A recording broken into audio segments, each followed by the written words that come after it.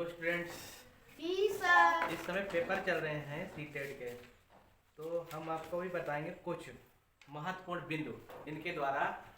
अभी तक अगर आपने कुछ भी नहीं पढ़ा सीटेट में, तो अगर उनको आप फॉलो करेंगे तो कहीं ना कहीं आप उसमें जो उसकी पासिंग मार्क है उसमें आप कहीं ना कहीं आ ही जाएंगे। तो क्या होता है, सीटेट का पेपर जो होता है 150 नंबर का पेपर होता है, और इसमें 75 नंबर की पैडालॉजी और 75 नंबर का सब्जेक्टली इसमें क्वेश्चन पूछे जाते हैं। ठीक है, तो इसमें जो 75 नंबर की सीटीईटी में 75 नंबर की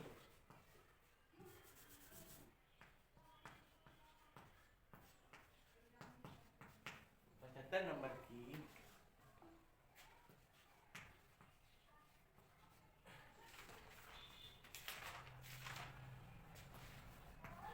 पैडालॉजी जो पूछी जाती है उस पर पैनी नजर रखनी है। 75 नंबर की जो पैडालॉजी है उस पर पैनी नजर से पैनी नजर जो 75 नंबर की पैडालॉजी है आती है उस पर हम पैनी नजर रखेंगे।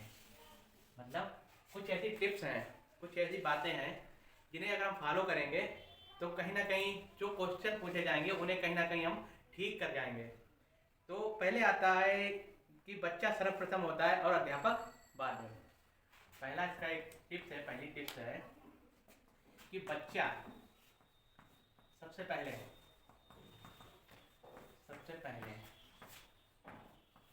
बच्चा क्या है, सबसे पहले सर्वप्रथम और बाद में अध्यापक लिया जाता है।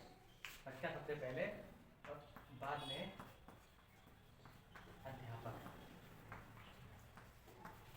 ऐसा नहीं है, ऐसा मत करना कि अध्यापक को बच्चा ऐसा नहीं है कि अध्यापक को पहले वरीयता दी जाती है। अध्यापक को नहीं, सबसे पहले वरीयता दी जाती है बच्चे को वरीयता दी जाती है, उसके बाद अध्यापक को।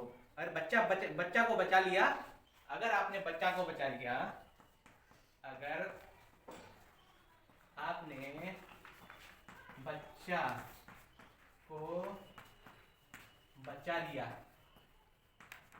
अगर आपने बच्चे को बचा लिया तो आप बच गए,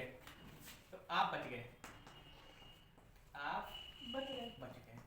यानी अगर आप बच्चे को बचा लिया तो मतलब आप पेपर में निकल जाओगे। पेपर कहीं ना कहीं आप पेपर में पासिंग तो मार्क ले ही जाओगे, इतना तो कर ही दोगे कि पास जो पेपर हो रहा है सीटेट का उसमें पास हो जाओ। ठीक है, तो जैसे बच्चे को वरीयता देनी है, सबसे पहले किसको वरीयता देनी है, क्वेश्चन में बच्चे को वरीयता देनी है। देखो जैसे क्वेश्चन में कहीं पूछा गया किसी छात्र के बारे किसी छात्र को के बार बार अनुपस्थित रहने पर आप निम्न से क्या उपाय करेंगे। अगर आपसे पूछा जाए क्वेश्चन जैसे किसी छात्र के अनुपस्थित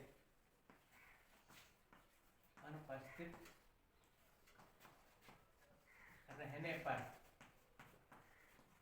आप क्या करेंगे,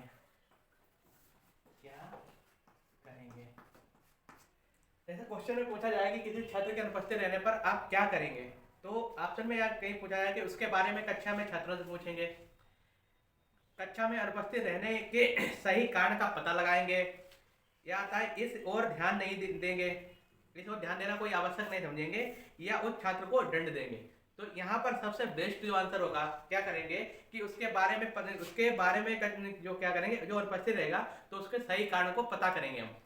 ऐसा नहीं है कि उसे दंड दे दें, उसकी पिटाई कर दें, या उसकी ओर बिल्कुल, जैसे बच्चा अगर अपसेंट हो रहा है तो उसकी ओर बिल्कुल ध्यान ना दें कि बच्चा अपसेंट है, तो कोई मतलब ही नहीं रहेगा कि क्लास में कि कोई बच्चा पढ़ रहा है कि नहीं पढ़ रहा है। यानी हमें क्या करना होगा कि उसकी जो अनुपस्थित रह रहा है उसके अनुपस्थित रहने का सही कारण पता करेंगे कि आखिर ऐसी कौन सी बात है जिसलिए बच्चा अनुपस्थित रह रहा है।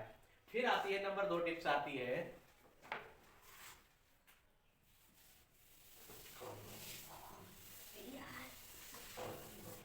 फिर आती है नकारात्मक और सकारात्मक बातें। नंबर 2 आती है नकारात्मक और सकारात्मक।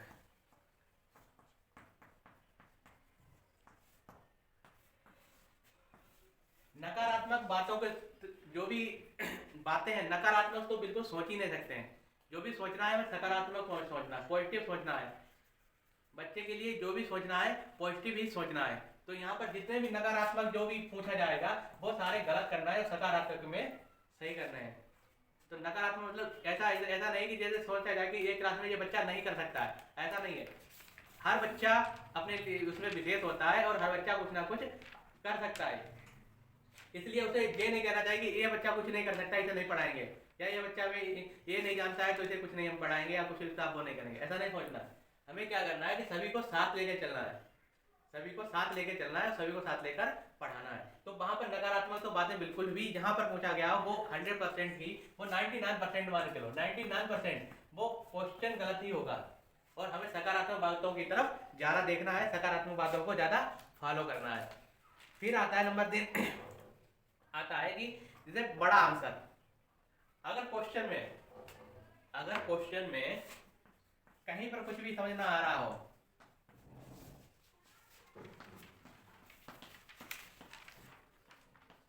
अगर क्वेश्चन में कहीं पर कुछ भी समझ ना आ रहा तो उसमें कोई ऑप्शन देखना, उसके ऑप्शन देखना कि जो सबसे बड़ा ऑप्शन हो, उसमें जो भी ऑप्शन दिया है सबसे बड़ा वो 99% कंफर्म होता है, सही होता है, वो 99% सही होता है।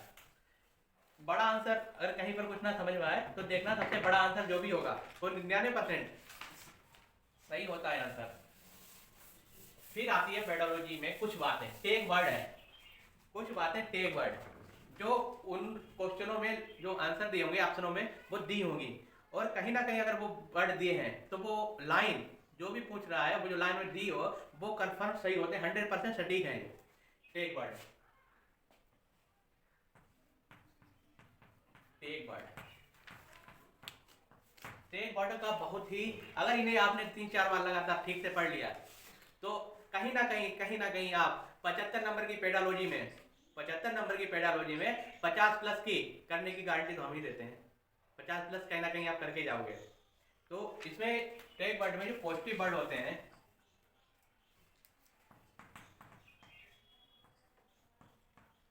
पॉजिटिव वर्ड, इनका विशेष ध्यान रखना। नंबर 1 जैसे आता है अवसर देना, यानी बच्चों को अवसर देना। अगर कहीं पर अवसर की बात आ जाए, अवसर देना, अवसर देना कहीं पर अगर बात आ जाए, या प्रोत्साहन करना, प्रोत्साहन देना, प्रोत्साहन देना, या आता है कहीं कहीं पर चर्चा में शामिल, चर्चा में शामिल, चर्चा में शामिल,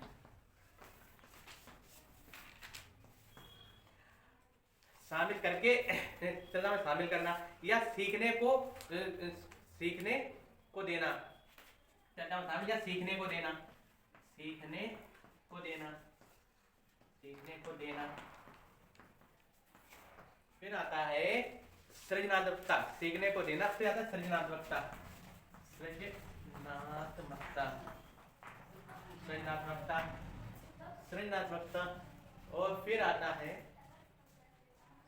सृजनात्मकता, और फिर आता है कि अर्थपूर्ण, भावपूर्ण चित्रण, अर्थपूर्ण, अर्थपूर्ण, भावपूर्ण,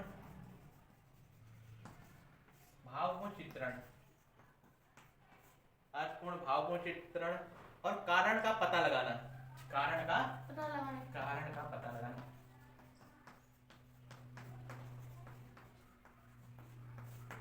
कारण का पता लगाना, और विभिन्न गतिविधियों में शामिल। और एक आता है विभिन्न,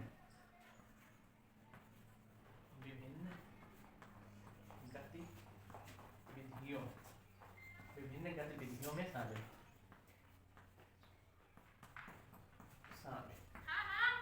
विभिन्न गतिविधियों में शामिल। अगर ये वर्ड कहीं पर 4, 5, 6, 7, 8, 9, अगर इन वर्ड को कहीं पर भी आंसर में दिख जाए, ये वर्ड कहीं भी आंसर में, यानी अवसर देना, जैसे क्या बच्चों को अवसर देना, बच्चों को प्रोत्साहन करना, या चर्चा में उन्हें शामिल करके शिक्षा देना, या सीखने को देना, उन्हें सीखने के लिए कुछ देना, विभिन्न गतिविधियों में शामिल करना, सृजनात्मकता, अर्थपूर्ण, भावपूर्ण चित्रण करना उनका, और उसके कारण का पता लगाना, यानी बच्चे को केक क्यों नहीं आ रहा है, बच्चा ऐसा क्यों नहीं कर पा रहा है, उसके कारण को पता लगाना। ये टेक वर्ड है, टेक वर्ड है। अगर ये कहीं पर भी दिख जाए, कहीं पर भी दिख जाए तो वो आंसर वो आंसर 100% ही सही होता है। टेक वर्डों के आंसर जो है 100% सही है। इनकी 100% की गारंटी हम लेते हैं कि कहीं ना कहीं ये पूरा 100% एक नंबर या 2 नंबर जो भी जहाँ जितने भी क्वेश्चन पूछे जाएंगे तो उनमें कहीं ना कहीं ये नंबर अवश्य दिलाएंगे। इनके बाद आता है एक निगेटिव, ये तो पॉजिटिव वर्ड थे, अब आता है एक निगेटिव वर्ड कि बच्चा ऐसा नहीं कर सकता है या ऐसा करेगा या नहीं कर पाएगा। तो कुछ निगेटिव ऐसे वर्ड हैं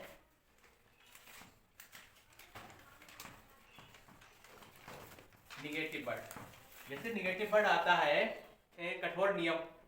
कठोर नियम यानी बच्चे के लिए कठोर नियम नहीं बना सकते हैं। कठोर नियम कहीं पर लिखा है जैसे कठोर नियम बनाकर उसे ठीक करेंगे बच्चे को या उसे पढ़ने में लगाएंगे, तो कठोर नियम नहीं हो सकता है। फिर कहीं आता है कि व्याकरण रटाना।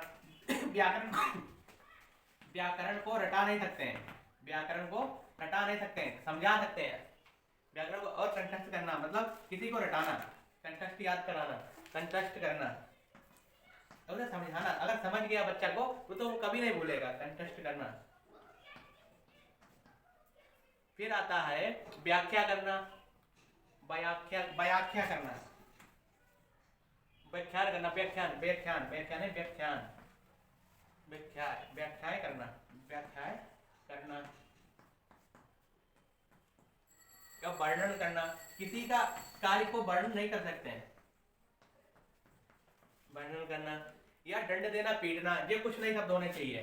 दंड देना, बच्चे को दंड नहीं दे सकते हैं। दंड देना या उसकी पिटाई करना, दंड देना या पिटाई करना या कम नंबर देना या कम नंबर देना, कम नंबर देना, कम नंबर देना। फिर आता है केवल। एक कहीं पर वर्ड केवल लगा हो तो ये 100% गलत वर्ड है। केवल तो कुछ भी नहीं हो सकता है। केवल कुछ भी नहीं हो सकता है। इन टेक वर्डों को अगर ध्यान में आप लोग रखेंगे तो कहीं ना कहीं सीटेट की पेडालॉजी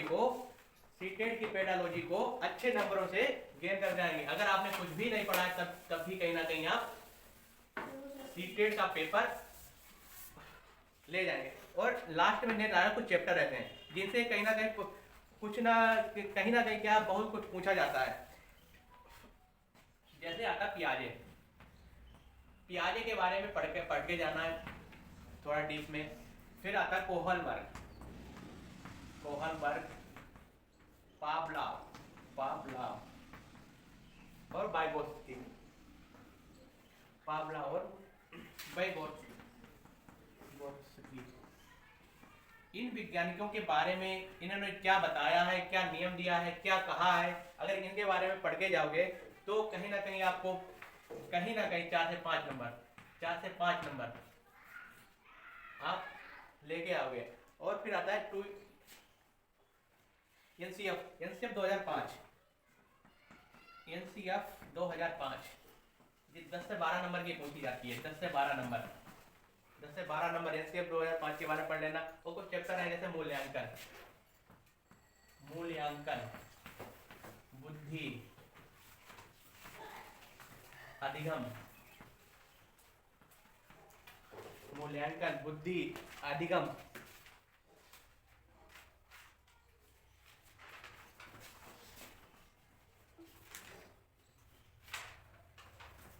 बुद्धि, अधिगम। और एक पुस्तक भी कहीं ना कहीं 1 नंबर में पुस्तक को भी पूछा जाता है।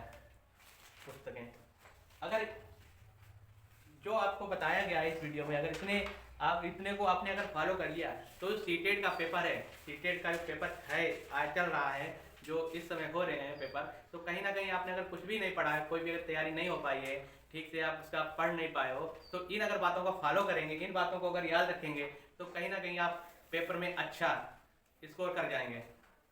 ठीक है, धन्यवाद।